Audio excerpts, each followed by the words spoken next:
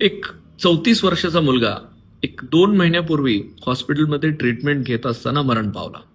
मृत्यूचं कारण होतं alcoholic liver disease with cirrhosis.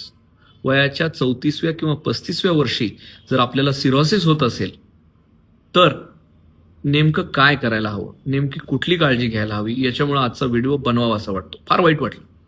माझ्या ओपीडीला नेहमी येणारा मुलगा, मला आजही त्याचा पहिली किंवा दुसरी व्हिजिट आठवते. जेव्हा पहिल्या व्हिजिटला आला होता तेव्हा मी त्याला सांगितलं की तुझ्या शरीराला दारू सहन होत नाहीये, लिव्हर फंक्शन डिरेंज होत आहे, लिव्हरवर सोनोग्राफीमध्ये सूज दिसतीये. त्याची आई सोबत आलेली होती. आईनी त्याला बोलली की सर तुम्हीच सांगा, आता काय वय आहे का, दारू पितोय, सकाळी उठल्यापासून दारू पितोय.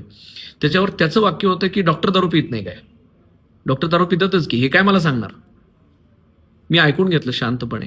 त्याला परत पुढच्या व्हिजिटला आल्यानंतर परत त्याच्या टेस्ट केल्या. त्यांनी दारू बंद केलेली नव्हती, त्याच्या टेस्ट अजून खराब झालेल्या होत्या.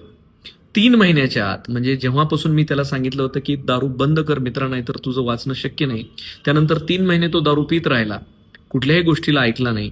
आणि त्याच्या डोक्यामध्ये फिट होतं की दारूनी हे होतच नाही. मित्रांनी टाकलं असेल, समाजात अजून कुणी, कारण आपल्या गल्लीत वगैरे असा एखादा माणूस असतो की जो वयाचं 70-75 वर्ष वय असतं पण रोज दारू पित असतो. आणि मग लोकांना वाटतं अरे यार हेनं दारू पिते, 75 वर्ष वय आहे, ह्याला दवाखाना नाही लागला, आणि डॉक्टर मलाच काय सांगताय दारू पिऊ नको, दारू पिऊ नको, आणि डॉक्टर पित नाही काय, सगळे डॉक्टर दारू पित आहेत. हे त्याच्या नजरेतला व्ह्यू असा अनेक जणांचा असू शकतो. आपल्या आजूबाजूला असे दारू पिणारे खूप पेशंट असू शकते, त्यांना हा व्हिडिओ नक्की पाठवा. सो बेसिकली जे डॉक्टर दारू पित आहेत किंवा काय करतायत त्याचे परिणाम त्यांनाही भोगावे लागतात.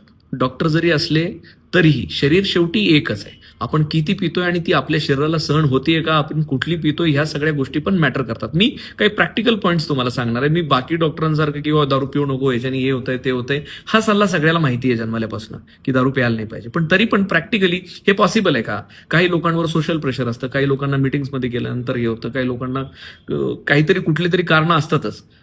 आणि मग मी ऑकेजनलच घेतो, मी आठवड्यातनं एकदाच घेतो, 2दाच घेतो, बर्थडेलाच घेतो, 31स्टलाच घेतो, हे कारणं पण प्रत्येकाकडे रेडी असतात.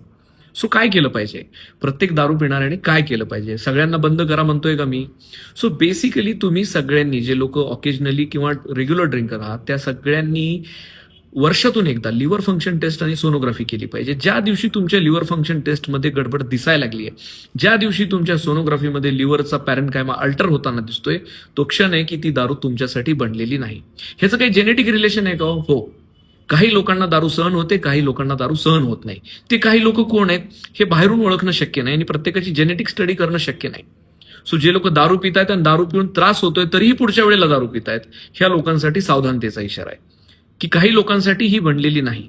काही लोक वयाच्या 90व्या वर्षापर्यंत रोज संध्याकाळी दारू पिऊन जगतायत, गॉड गिफ्टेड आहे, त्यांचं लिव्हर गॉड गिफ्टेड आहे. हे सगळ्यांना जमू शकतं का? नाही. ह्याच्यासाठी काही मेडिकल सायन्सनुसार काही सांगू शकतो का? तर एकच गोष्ट आहे की काही लोकांचं जेनेटिक्स आहे जे पचवतंय, काही लोकांचं पचवू शकत नाही. मग आपलं पचवतंय का नाही हे बघण्याची जबाबदारी आपली आहे.